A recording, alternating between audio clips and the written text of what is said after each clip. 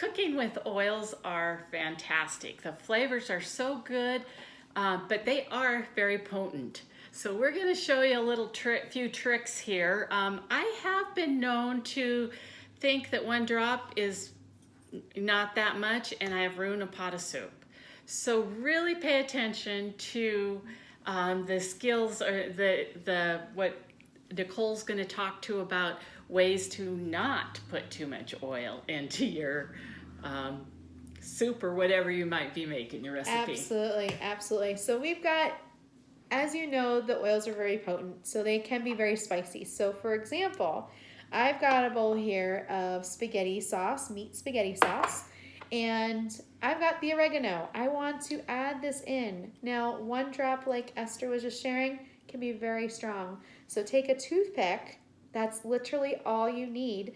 At the end of your cooking of the spaghetti sauce or the soup or the chili, whatever you're making, and just a little bit on the toothpick, and then mix it in to your bowl or your pot of what you're cooking.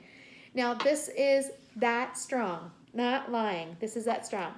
So another thing I was going to mention is that doTERRA actually has come out with, occasionally, seasonally, we have some special oils that they come out with. And they had a cooking oil cuisine kit that they came out with. And this is the Italian blend. So I love this blend. I also love their Mexican and their tropical. But today, because I'm using spaghetti sauce, I took the same oils that are in this blend, and I'm not going to use a whole drop. Again, we're going to do the toothpick for each of the oils that we add into this. And we've got thyme, we've got the rosemary and the marjoram here. And so I'm going to grab some more toothpicks real quick, because I already mixed into my sauce. I don't want that on my oil orifice there. So we got the little orifice. We're going to mix it in there, and it looks crazy fun, right? Got a little bubble on the end of this for marjoram. Going to mix that in there, and then I need one more. Still. Who knew? All right. And then we have that, and then we're going to just mix it in. It's less than a drop that I'm putting into my whole bowl here. And then what I can do is simply just toss those out because they're done. And then stir up what I've got here. And the aroma is fabulous in here. It is outstanding. Gotta smell that. Oh, yeah. Oh, yeah. It's so good. Yeah. And if you needed something to cool it off a little bit, adding a little bit of olive oil, you could even mix these in a little bowl beforehand if you're a little bit leery about putting it directly into your sauce right away. And that will actually be just as good as what I just did with this, but you'll have a sensitivity to know what your flavorings like. If it's too strong or if you need a little bit more, you can do that and have the leisure in doing it too. All right. So what else do we got? Some of my favorite ways to use the oils in my food is I make flavored salts.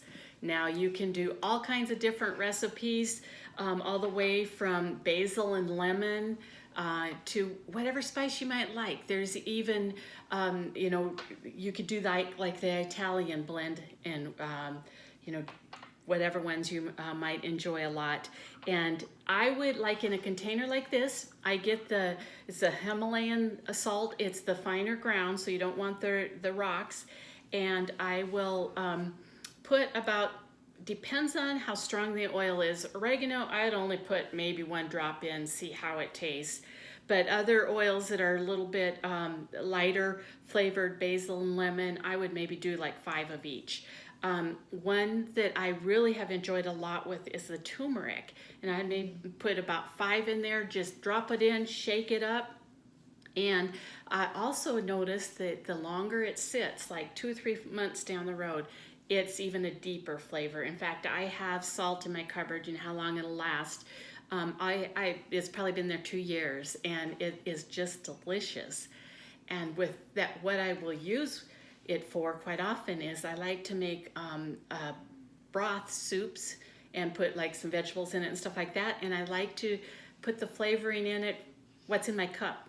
So there's times I will do the turmeric salt. There's times I will do the Italian seasoning in there or the Mexican seasoning in it. And it's just fun to mix it up with the same base. So that might give you guys some ideas with that. This is canned cranberry sauce. It's wild cranberries that we went out and picked the low bush. And I canned it. And what I did is I took wild orange. I put like 3 to 4 drops in the bottom of the jar because if it's hot and you're cooking with it, you don't put the oils in until at the very end. You don't want it will dilute the flavoring anyway, and then it also takes away from the benefits of the oil. So I put the wild orange in the bottom of the jar, and then it's canned and it's delicious and ready for Thanksgiving, right? And then another item that I have been messing with this summer too is some apples that I canned. My neighbor's apples in Alaska. Went across the lake, picked the apples. Isn't that great? And I don't put any sugar or anything in this applesauce, but it's kind of fun to have a little bit of a different flavor. So you can try all the way from cinnamon to cardamom. Now cardamom, you gotta be like, I would say 1 drop to this whole thing. So I would say put it in your own little bowl and then use the toothpick for that one. I did get it a little bit strong, so I just diluted it at one point. And then ginger or clove bud, any of those spices that we all love and enjoy is worth giving it a try. So hope you enjoy our ideas.